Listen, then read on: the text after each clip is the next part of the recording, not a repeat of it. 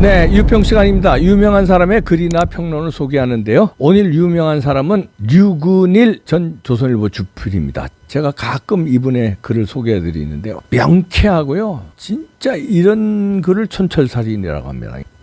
팍팍 찌르는데 제가 존경하는 류근일 선생의 뉴데일리에 실은 칼럼인데요. 2, 3일 지났지만 이거는 좀 소개해드려야 되겠다 하고 소개해드립니다. 구독도 눌러주십시오. 아직 안 누르셨다고요? 꼭 눌러주세요. 제목이요. 걱정하지 마라. 암행어사 출도요 외칠 때 곧 온다. 이런 제목인데요. 일단 그대로 읽어드립니다. 군관 역졸들이 볼때같이 달려들어 이리 치고 저리 치고 함부로 둘러치니 장구통도 깨어지고 무고통도 깨어지고 팔이 젖대는 짓밟혀 부러지고 해금은 꺾어지고 검은고 가야꼬는 부서지고 앙금줄도 끊어지고 교자상도 부러지고 다담상도 깨어지고 준화꽃은 흩날리고 양각등은 으스러지고 청사조롱은 미어지고 그만 큰 잔치고 다 깨어져서 동헌이 텅 비었는데 좌수 이방은 발광하여 덤벙이고 삼방 관속 육방 아전 내외 아사 위아래 할 것 없이 쥐구멍으로 개구멍으로 굴뚝구멍으로 황급히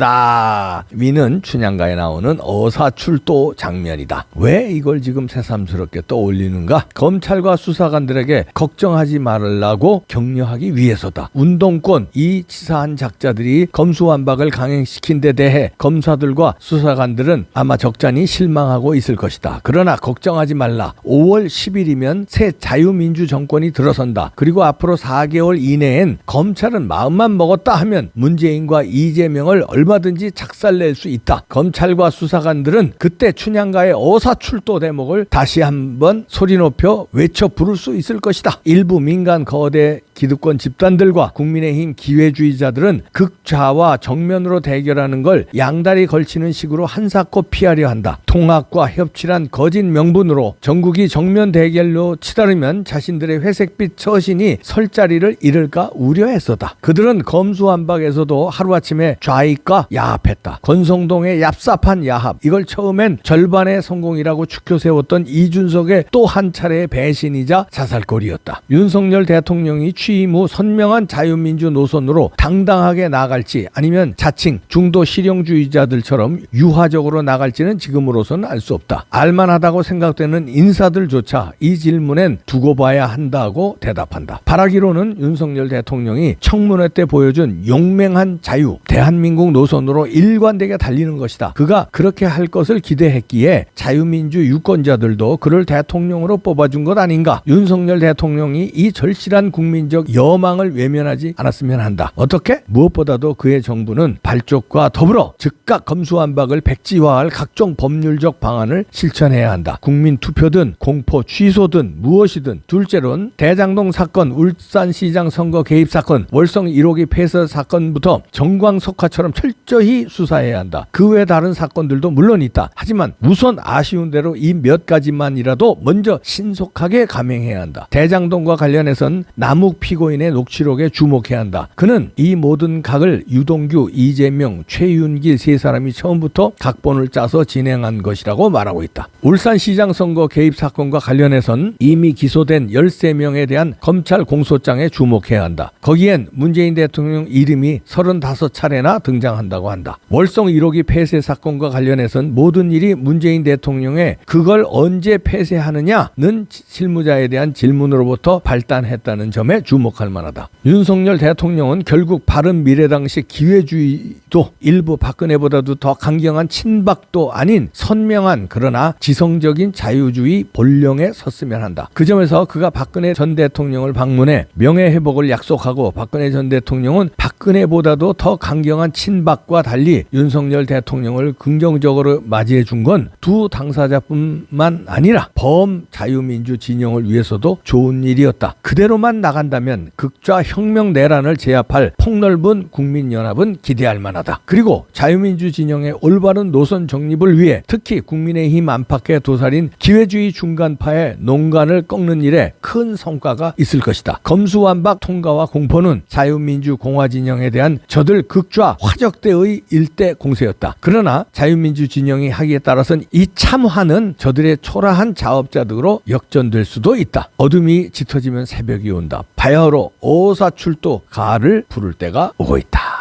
이렇게 류근일 전 조선일보 주필의 칼럼인데요.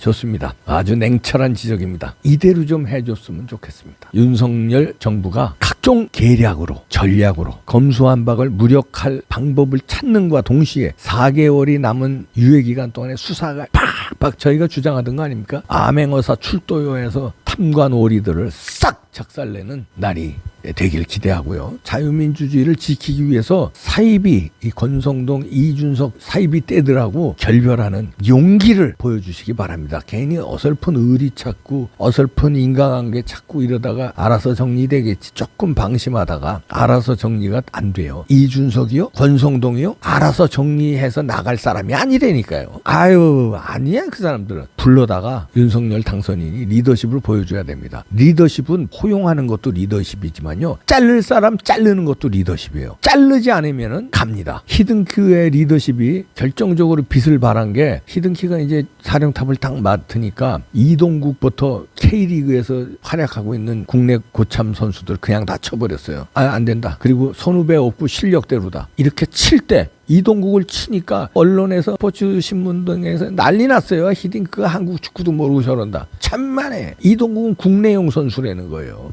국내에선 K리그에서 잘하는데 해외팀하고만 붙으면 절절매는 안 된다는 거예요. 그리고 연공 서열이 있어서 뭐 선배 후배 패스 나한테만 해 이런 식으로 해서 안 된다는 거예요. 과감하게 잘랐어요. 욕먹으면서. 자르고 5대0도 지고 그랬어요. 그러니까 히딩크한테 별명이 붙은 게 5대0이었어요. 그랬는데 그럼에도 굴하지 않고 자기한테 전권을 달라고 그러면서 계속 몰아붙였잖아요. 그리고 힘을 키우니까 나중에 우리나라가 어떻게 월드컵에 4강을 합니까? 그게 히딩크의 리더십이에요.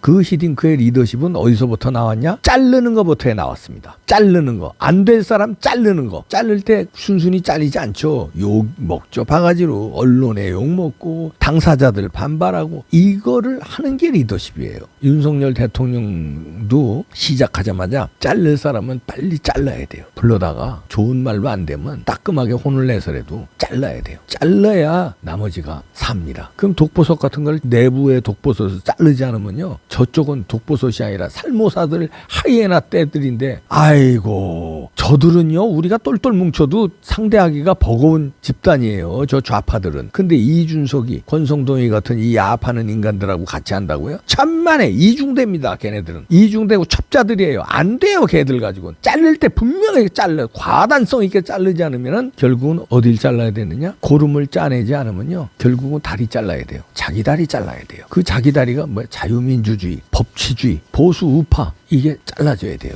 어떻게 뽑은 대통령인데 암행어사 출도요 하는 날이 곧 온다. 그걸 세게 좀 외쳐주길 바랍니다. 누가? 윤석열과 윤석열의 팀 한동훈 법무장관, 중앙지검장도 있고 경찰청장도 있을 것이고 공수처장도 있을 거 아니에요. 거기서 그냥 마패 던지고 아주 개박살내고 그리고 4개월 동안은 현 검찰청에 수사권이 있습니다. 4개월 유예기간 동안에 그냥 마패 던지고 작살내서 춘향가에 처음에 그 대목 나오죠. 그 대목 혼비백산에서 다 도망가거나 다 잡아넣는 그런 쾌거를 이루시기 바랍니다. 그거 기대한 거예요. 우리는. 그 통쾌한 장면을 춘향전 볼 때도 그 통쾌한 장면에 시원하지 않습니까? 그것 때문에 인기 있는 거예요. 탐관오리들 개박살 내주시기 바랍니다. 기대하겠습니다. 충분히 할 수 있습니다. 갑시다.